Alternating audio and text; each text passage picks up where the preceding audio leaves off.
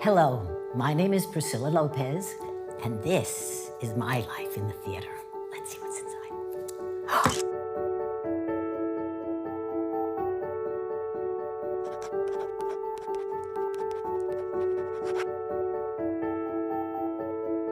Breakfast at Tiffanys. This was my first Broadway show. I was 18 years old. I had just gotten my equity card the summer before. It was thrilling. I mean, it was thrilling. First of all, I have to tell you that at that point in time, it was the biggest flop that ever hit Broadway. And they lost $1 million. But it was $1 million experience for me because it was Mary Tyler Moore and Richard Chamberlain and two television people, which got a lot of flack in the papers. You know, they'd say, the Dr. Kildare, he was playing Dr. Kildare, and he said, they said, even Dr. Kildare cannot save this show. But I thought it was fabulous. And I had this fantasy in my, I mean, I was just an ensemble. They called us chorus girls back then. I was just a chorus girl. But I watched Mary Tyler Moore, and I thought, one day she won't be able to go on, and I'll go on. I'll be able to do it. I know the whole part. But anyway, it was lovely. And that's when you used to go out of town, Boston, Philadelphia. And by the time we got back to New York, they were having problems within the creative team. And it was Abe Burrows who said, I'm out, and Edward Albee came in. So a very light show turned into a very dark show. And at that point, the chorus had been sort of left off. We weren't reporting for work. We were getting paid, but they didn't think they needed the chorus anymore. I remember they had 2 previews in New York, and then I got a telephone call the next day, and they said that the show was closing. And I thought, oh, so it didn't even, it just had 2 previews. But in spite of it, it was a lovely, wonderful experience. I worked with Michael Kidd as the choreographer, and oh my God, what's his name? Tony Mordenti. He, for whatever reason, took an interest in me during that audition, and he'd take me aside and say, it's 5, 6, 7, 8, it's a, you know, so it was very nice. And I got that job, and I was just thrilled. It's a good experience, flop as it was. Oh, and it became the poster in Joe Allen's, was the first poster to go up in that restaurant, Breakfast at Tiffanys, as the, you know, the big flop. Let's see what else is here. Henry, sweet Henry. This was really great because what happened was that Robert Merrill, who wrote the music for Breakfast at Tiffanys, was doing this new musical called Henry, Sweet Henry. And he said, you know, I'm doing the new show, and I think you'd be right for it, so here, keep in touch. So I did keep in touch. I was out of town or whatever, and they were having auditions. They were having the final auditions, and I was working in Miami. I thought I'd never work again, so I took a job in some club in Miami. So I called, and at the time frame that he told me, and he said, well, they're having final auditions, get up here. So I hopped on a plane, I got up there, and it was the first time I ever laid eyes on Michael Bennett. And so he was choreographing Henry, Sweet Henry. I was mesmerized, truly, from the first moment I saw him. He had that power. I don't know what it is. What do they call that? Svengali? He had something. And so that show was a lot of fun. After the audition, he said to me, do you want to be the swing? And I went, yeah. I don't know what a swing was. I just said, yeah, I'll be the swing. And so I really imagined that I'd be sitting on a swing. But I turned out to be the swing for all the little girls, because it was all these little teenage girls, and then for the adults. So every night I would either, you know, go to the theater and just sit in my dressing room, or I'd be on for the lead of the, you know, the dancing or whatever. So that was really fun to have that experience, to learn all there is to learn about covering everybody. Although I did cheat a little bit. There was this sequence about the lockers. They all had a very different choreography. I said, I'm gonna do one choreography. Whoever I go on for, that's the choreography I'm gonna do. So I made my life simple. But that was fun, and the best thing about that was meeting Michael Bennett. Her first Roman. Now that is something. And mind you, this did not last much either. It was sad because it was a really sweet show, and I've always thought maybe they should revive this show. Whoever was the critic at the time, I don't remember, really panned it. And after he panned it, came back after our closing night notice and said, you know, I went to see the show again, it was really good. A little late. But anyway, so that was my second flop. So now my third show was her first Roman, and that was with Richard Kiley and Leslie Uggams. And that was a treat. First of all, Leslie Uggams, I used to sing with her every night, everything she sang. And I kind of copied her. So I learned how to do a lot of stuff vocally that I wasn't aware of. So I was like giving myself free singing lessons every night in the basement, just singing along with her. That was also a show that went in and out of town. Henry Sweet Henry also, the 3 weeks, you know, the 4 weeks in one town, 4 weeks in the other town. That had a lot of problems. We were all these Egyptian maidens. Oh no. Well, I have this story about this show. We used to have to wear these wigs, these straight wigs like this, you know, like the Egyptians. And I always had short hair. So I'd have to pin curl my hair and like hold this wig. And I thought, I can't keep doing this. Every time I take it off, I'd see my hair falling out of my head. So I figured out that if I put like my briefs, like my dance briefs, on my head and just filled it with stuff, it would create a bulb, and then I could just let it sit there, you know. And this worked great. So then I said to one of the girls, I said, hey, you don't have to pin you don't have to, you know, just do what I do. Stick in some stuff and that'll be it. So now this is the death scene of Vatatatita at the end of the show. You know, she gets killed, somebody kills her, I don't know, she kills herself, she's dying. And we're having the parade of the, you know, the funeral. And all of a sudden, the girl in front of me, and she was a black woman, and we were all painted also. We were all painted red, it was crazy. All of a sudden on this dark body, this white bra falls out. And I was like, oh my God. I said, I can't believe this is happening. It's my fault, I told her to do this.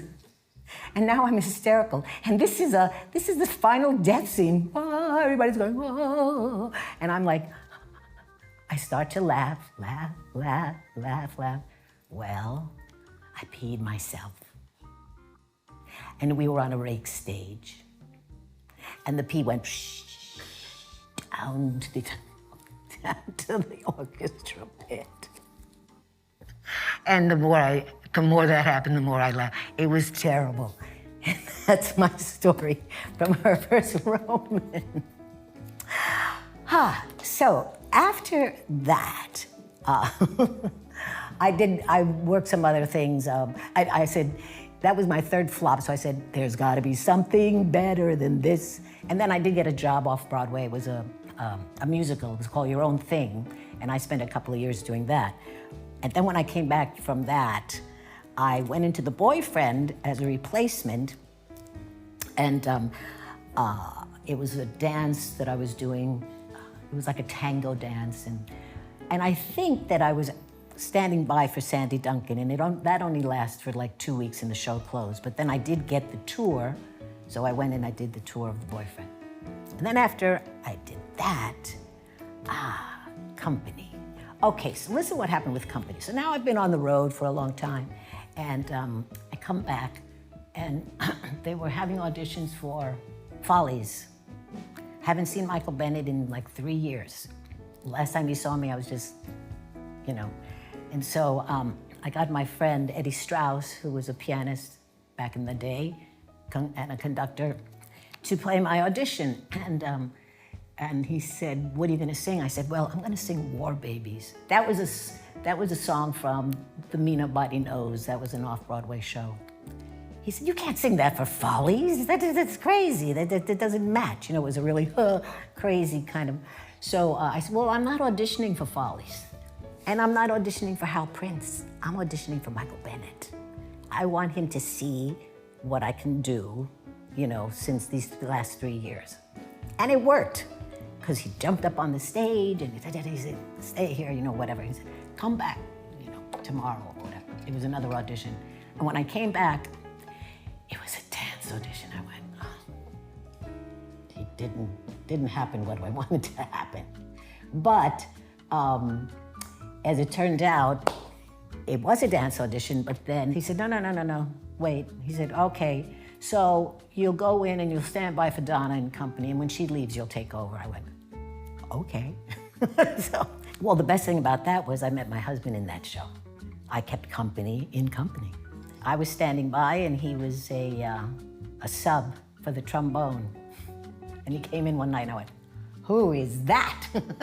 So I picked up, I said, go find out who that guy is, find out. So she comes back, she said, oh, he's the sub for the trombone. I said, oh, sub, I gotta work fast. So anyway, long story short, I saw him February 15th, 1971, January 16th, 1972. I was married. So, so that show means so much to me in so many ways. The music is it just brings me back to that time in my life, and just a wonderful, wonderful, oh, and to be able to watch Elaine Stritch every night. That was like, you know, back then, not now where the stage managers are up in the balcony calling the show. They used to be right there on the wings. And there was always a little spot you could stand in and just stand there and watch the show from backstage. And every night I watched Elaine Stritch, and every night she knocked me out. It was like amazing. And Donna McKechnie was amazing in her dance.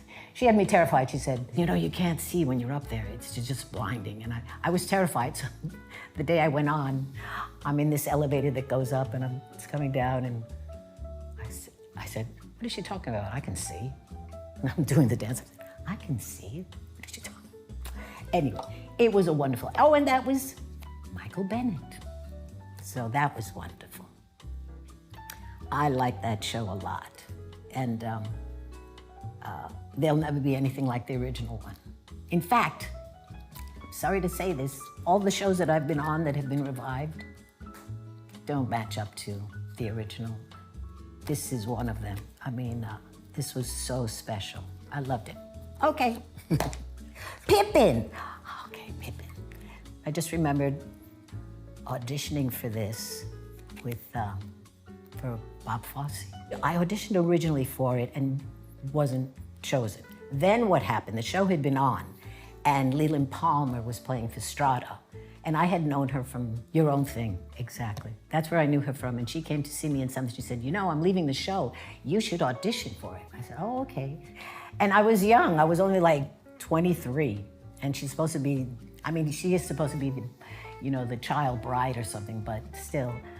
And so I had made friends with the hairdresser from Her First Roman, and he was doing Pippen. So he said, I can get you Leland's wig. I said, really? So I had her wig. It was probably an extra one, but it was the Fistrata wig. And then he sent me to NBC to like do some old age makeup and stuff, just to look older. And now I'm in this long gown, my gown, and I thought, oh my God. And I walk out of my building, I said, I'm walking through the streets like this, you know. Who cares? It's New York, you know, nobody cares. But I felt very so. And then I thought, and then I'm gonna see everybody I always see at all the auditions. And I thought, well, okay, I'm either gonna get this job or I'm gonna be the laughing stock of New York City. So when I arrived, I think it was the Imperial Theater, the Imperial Theater. And when you get into the stage door, the steps go right up to the dressing rooms. And so I quickly ran up, you know, like to the next level so I wouldn't see anybody. So I was the next to the last to audition, and I went up there and I sang my whole Spread a Little Sunshine. I did my choreography, da-da-ba-ba-ba-ba. And then Bob Fosse, he was in the back of the house. He comes running down, slaps his hand on the stage and says, now that's what I call a well-prepared audition. And I went, yes. But, and then he jumped up and he started bumping and grinding. And then I didn't hear for 3 days, and I said I didn't get it. But I did. I got it, and I replaced Leland Palmer. Yeah, Lysistrata. Oh, Lysistrata.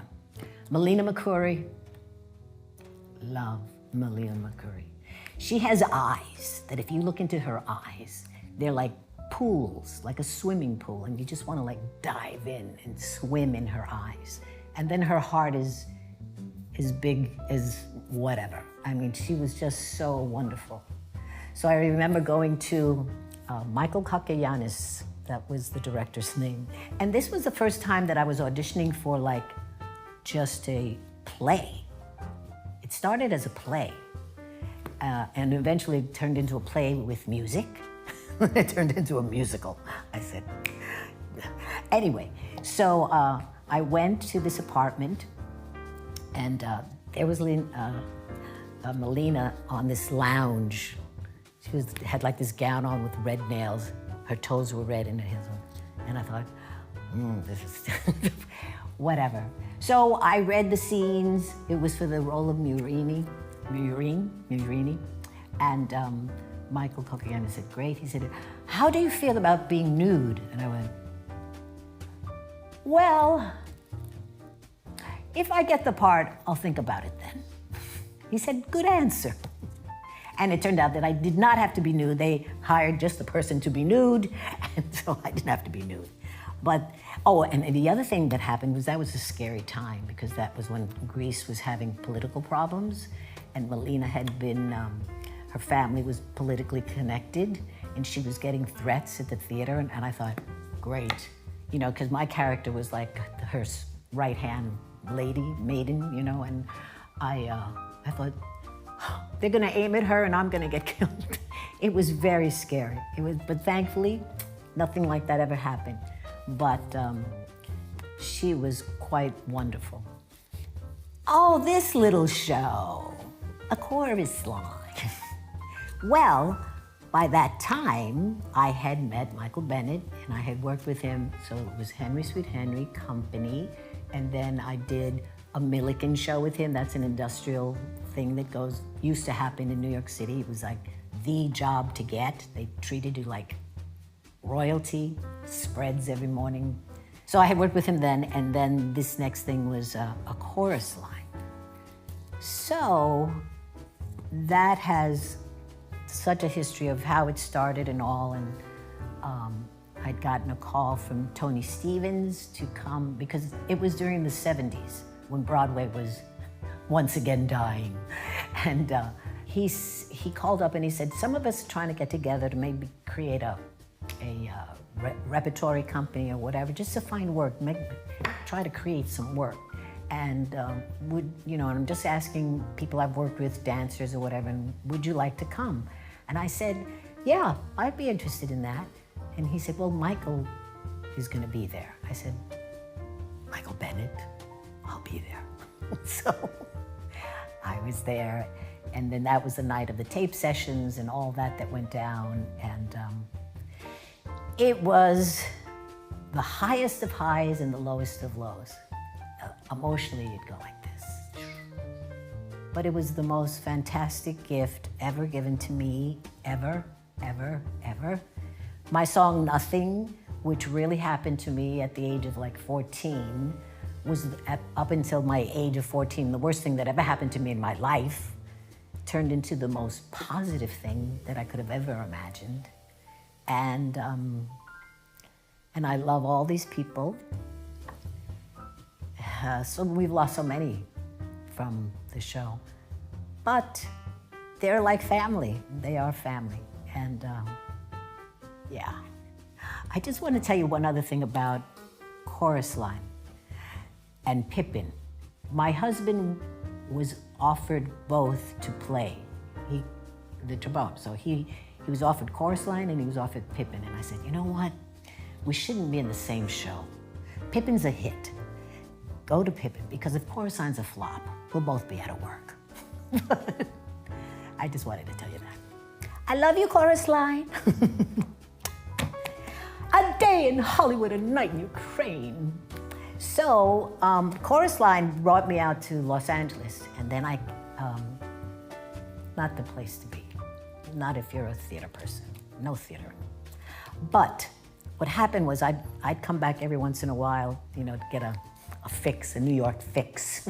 So I went to New York and I got a call from my husband saying that Tommy Tune was in LA looking for me because he had a show that he wanted to audition for. And I thought, what is that? He said, he wants you to audition for a Marx Brothers show. I said, Marx Brothers show? There had been a Marx Brothers film festival in LA just before this happened. And my husband taped all those movies. And I had watched all those movies before this happened. So talk about somebody up there making something happen, because really? He said, but don't worry, he's coming back to New York and he'll see you in New York. So then I went and I sang, and I had been in LA for 3 years, so I was feeling really wonky about, everything. And so he said, great, okay, so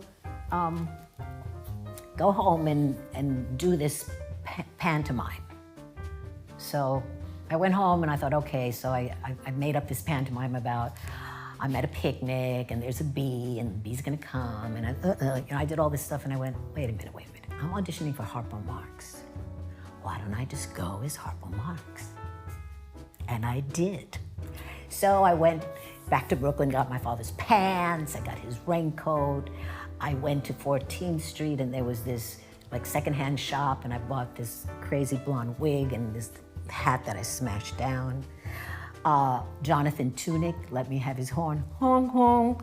I knew all of Harpo Marx moves. I knew it all. So I just made up something. And the one thing I wanted to do, because Harpo Marx would also sometimes take a tie and take a scissor and cut it off. But so at my audition, what I did do, after I did my shtick, I don't even remember what I did, but it was all the stuff that he does. I jumped over the orchestra pit on the edge where I could be, ran up the aisle, and I jumped into somebody's lap. I didn't know who it was. And I kissed him and then threw him back, and then I ran back out. That's something that Harpo would do all the time. He would just kiss people. It turned out that it was the writer, Dick Vosberg. So I made big points with him. And this was the most fun I've ever had, I think, in a show. There was a whole show going on backstage that nobody ever saw. It's all the games you play, and oh, my cue! And then you go out and you do what you have to do, and then you come back, and then you start. It's like one feeds another. And if it's this kind of crazy show that this was, it just really, fit the bill. And so I won the Tony for that. Okay, so 9. So 9 was Tommy Tune again, and this happened right after A Day in Hollywood. And usually his assistant, Tommy Walsh, was doing his own show. So he was busy doing that. He said, would you like to assist me? And I went, yeah, I'd love to do that. So I went, and the first thing that happened was I sat through 5 weeks of auditions, sitting there watching people audition. Every time somebody came out, I would sob. Just sob, because I was them auditioning. I just felt that. After 5 weeks, I cured myself, but in the beginning, it was so hard. You see all the nerves, you see all the things people do to deal with it, and it's just a difficult thing to do. So, but, and I also learned that, as actors, a lot of time we're so paranoid, we think, they hate me, they don't want. No, they want you to be the one so they can stop looking. They're praying you'll be the one that they're looking for, whatever role you're auditioning for. So that was a really good lesson. And I also learned that as an actor, you would just one little piece of the pie.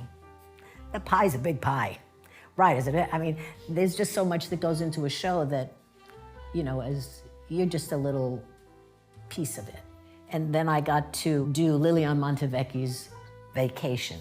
So I went on for 2 weeks. I went and I took French lessons. I prepared more for the role than I did it. But it was great.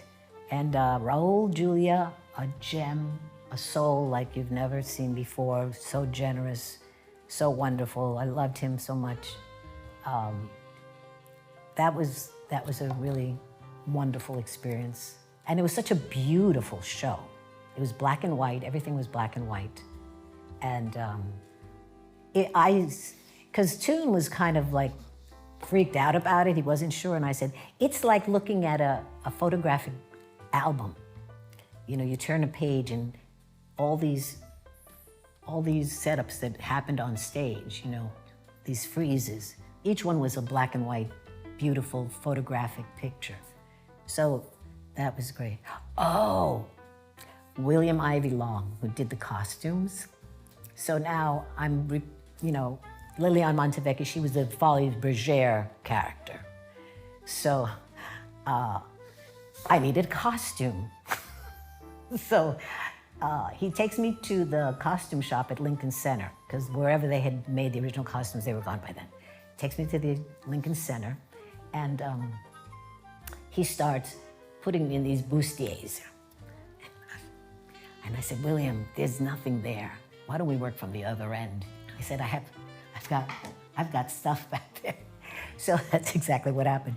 So he made me this incredible costume that was like a lace, a netting that you didn't see, and it had musical notes on it that kind of wrapped around like this. So there was musical notes here, and then they came down here, and then in the back, I said to my parents, now look, it's gonna look like I'm naked, but I'm not. I have on 3 pairs of tights. I have the ones to suck everything in, and then I've got the ones to make it look pretty, and then I've got the ones with the diamonds on it. So, believe me, I was just so worried, because my father once said to me, if I ever see you on a stage naked, I'm gonna go up there and take you down. Don't you dare do it. And so I had to say, I'm not naked, I'm not naked. But it was a spectacular costume, and I was very happy about that. And that was a good one. They've all been good ones. So, Sisters Rosenzweig, that was yet again another stint in LA that I was very unhappy in, and came back. It started at Lincoln Center, but then it went to the Ethel Barrymore Theater. I auditioned to stand by for Linda Lavin. And so I got it, and I was very happy because it was a job. I needed a job, I really need this job. So I got it, and I had a good time there. That was not a musical. So also standing by was Sarah Paulson. She had just graduated from the High School of Performing Arts. So I saw her from boom to zoom. And I got to go on pretty quickly. You know, usually you're standing by for somebody, and I think it was maybe like 2 weeks that I had to go on. And I was doing really well, and then at one point I went up and I went, and I was on stage with Tony Roberts, like, hell, what do I say next? He did something, he brought me back. That was a fun show. I like that. Anna in the Tropics. I loved this show. I love this show because Nilo Cruz is the author, and I've done a lot of his plays, and he is such a poetic writer. This was such a beautiful story. Finally, you know, a story about Latinos that is positive. We're not gangsters, we're not ladies of the night. You know, it was such a beautiful story about this family in, I think it was Tampa, it was in Florida, and they had a cigar factory. And so we learned how to roll cigars, real cigars. There was this man in New Jersey who did that, came and taught us. I smoked a cigar on stage, and I got to do the circles, you know, the rings coming out. And it was just, and this was we all looked beautiful and had beautiful clothes because this was a family that was successful in their business. So I loved it because 1, it was Nilo Cruz, 2, because of what the story was, and 3, how my people were represented. So I was very happy about that. And I was very upset. This show did not get the publicity it should have gotten. This show was a gem. Did not get the publicity. And I said to the powers that be, this show needs a television commercial. No, the plays don't do television commercials. I said, yes, they do. I said, you have a television star in this, Jimmy Smits. He was a big television star. You put that on TV and the people will come, they will. Nothing was done, and it closed. So that's really a sad part that I feel about. This was a wonderful, wonderful play. But then in the Heights, my people once again, because Lin-Manuel is the king of media, he was able to get the word out, get people happening, have things going on with the show, going out in between shows and giving out tickets. I mean, he just did such a job of promoting the show that it did really great. And it was a great show. I mean, it was just so much fun. It was nice because at that point in time, my parents had died. I didn't have any family in the city. I hadn't been hearing my language. I hadn't been eating my food. So I kind of felt like an orphan. And when I got into this show, it was like it all came back real easy.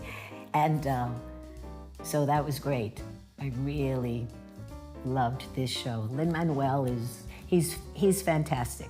And he's so humble. He's so talented and generous and humble. And he's a sweetie pie. I love him. Yeah. I did that show for the entire run off Broadway and the entire run on Broadway. And I say to you, you know, all you people that want to get in shows and then you get in a show and you go, oh, what's next? No. Stay in the show. Get your pension points up because one day you'll be happy to have a pension. When you're young, you say, I'm never going to be that old. It goes like this. So when you're in a show and they all close one day, even Phantom, stay as long as you can to get those points for your retirement. It's really important, especially as actors, you know. So if you get in a hit, stay. Pippen, oh, so this is really cool. Okay, so I did not want to see the revival of Pippen, what I said, because I thought that the original one was so fantastic. And I was tired of being disappointed seeing shows that had been revived that didn't make the thing. So I said, no, I'm not gonna ruin Pippen. I'm not gonna go see the revival. And I didn't. And it turns out that the grandma was being replaced. So I got a call to go audition and I went, oh, all right, well, I guess so. Okay, so I went and I auditioned and then I got the replacement. So I said, you know what? I better go see this show because I'm going to be in it. So now I'm sitting in the back of the audience and the show starts and there's this whole acrobatic sequence. And my heart started to pound. The sweat started to come here and I said, I can't do that. I can't do that. What am I going to do? What am I going to do? I was just a wreck. It was the best thing that ever happened to me. It was so wonderful because the thing that happened was this. It was Annie Potts was doing it at the time.